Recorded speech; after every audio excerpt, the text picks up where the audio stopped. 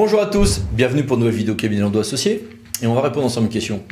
Quand j'ai un marché de substitution, est-ce que je peux y inclure les malfaçons des travaux déjà exécutés et avec quelle relation avec celui qui avait été le premier entrepreneur défaillant?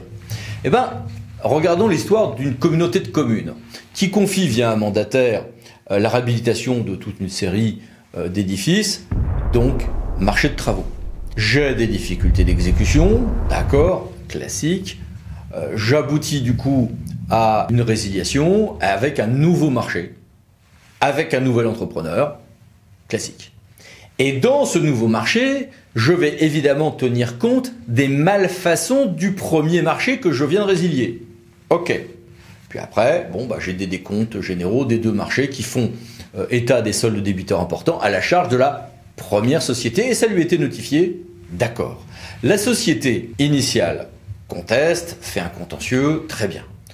Ça arrive au Conseil d'État. Que nous dit le Conseil d'État? Le Conseil d'État d'abord commence par rappeler l'article 49 du CCAG Travaux, la version de 2009, pas la version de 2021 bien sûr. CCAG Travaux qui prévoit la situation dans laquelle le co-contractant ne se conforme pas aux dispositions du marché et l'acheteur public peut à ce moment-là le mettre en demeure d'exécuter ses obligations avec derrière reprise en régie aux frais et risques de l'entrepreneur, résiliation du contrat, ok.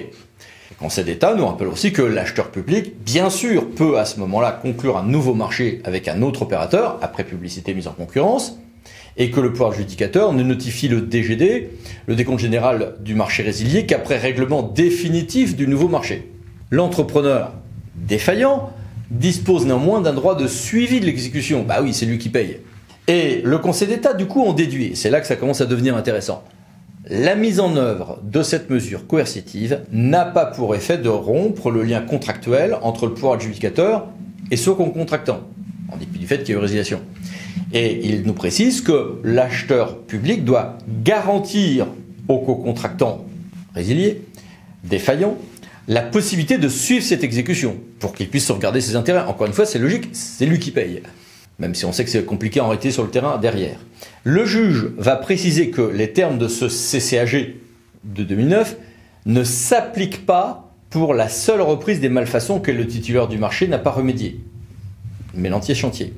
Du coup, le marché de substitution pourra bien, c'est un point important, inclure la reprise des malfaçons sur ce qui a été déjà exécuté.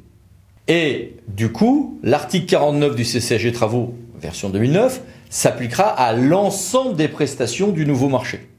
Et sur l'ensemble du nouveau marché, le co-contractant défaillant pourra donc suivre l'exécution de la reprise des malfaçons. Donc mode d'emploi important. Alors vous allez me dire, oui mais pour le nouveau CCAG, sur le nouveau CCAG, regardez nos articles et nos vidéos. Et puis à bientôt pour d'autres vidéos. Merci, pensez à vous abonner. Merci, au revoir.